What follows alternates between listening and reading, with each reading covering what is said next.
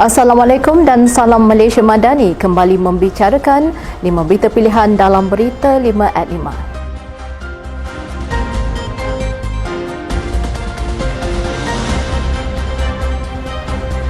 Timbalan Pengerusi Barisan Nasional Datuk Seri Muhammad Hassan menyeru semua jentera berusaha keras bagi memastikan rekod kecemerlangan menguasai kerusi Dewan Undangan Negeri Pelangai selama 9 penggal kekal menjadi milik Barisan Nasional. Beliau selaku Timbalan Presiden UMNO berkata, selain bekerja keras, asas utama bagi mempertahankan Dun Pelangai sebagai kubu kuat adalah dengan mengekalkan semangat bermuafakat dan ketepikan segala persengketaan. Beliau yang berucap di Majlis Pelancaran Jentera Pilihan Raya Kecil Dun Pelangai di Dataran Pelangai di sini berpesan agar semua kepimpinan mengelakkan sebarang sengketa dan berselisih faham. Dalam ucapannya, Muhammad mengumpamakan pilihan raya kecil seperti medan pertempuran kecil sebagai persiapan bagi menghadapi yang lebih besar iaitu pilihan raya umum akan datang. Justeru di dalam pertempuran kecil ini, UMNO dan Barisan Nasional mesti menang kerana dengan kemenangan ini barulah kepimpinan merasa lebih yakin dengan peperangan yang lebih besar.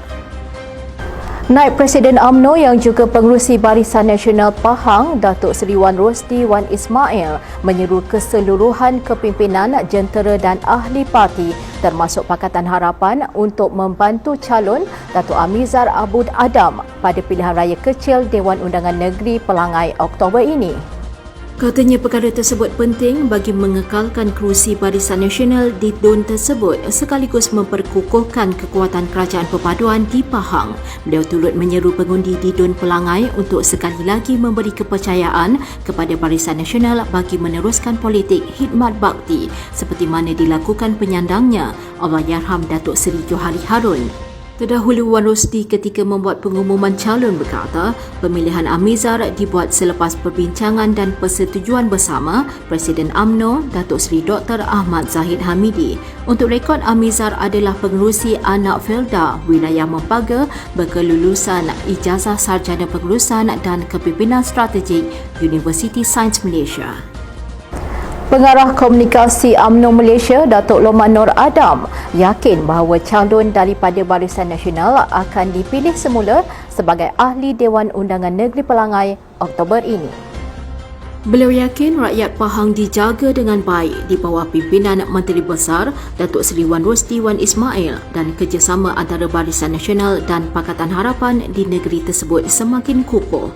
Beliau turut menegaskan bahawa UMNO perlu tetap meneruskan perjuangan yang sedia ada dalam mengangkat kedudukan Islam, hak istimewa orang Melayu, bahasa Melayu sebagai bahasa kebangsaan dan kedudukan Raja-Raja Melayu. Beliau menjelaskan Datuk Seri Wan Rosdi Wan Ismail telah pun melakukan penjelasan berulang kali kepada jentera Barisan Nasional khususnya di negeri Pahang dan pastinya akan membuahkan keyakinan kepada orang Melayu bahawa kerajaan ini tidak akan menggadaikan prinsip yang dipegang selama ini.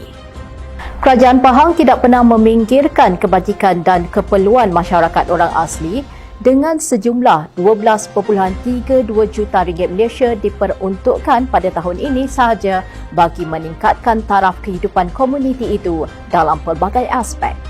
Menteri Besar Pahang, Datuk Seri Wan Rosdi Wan Ismail berkata, dakwaan kononnya orang asli di negeri itu tidak dibantu hanya mainan politik pembangkang untuk mengelirukan komuniti berkenaan menjelang pilihan raya kecil Dewan Undangan Negeri Pelangai.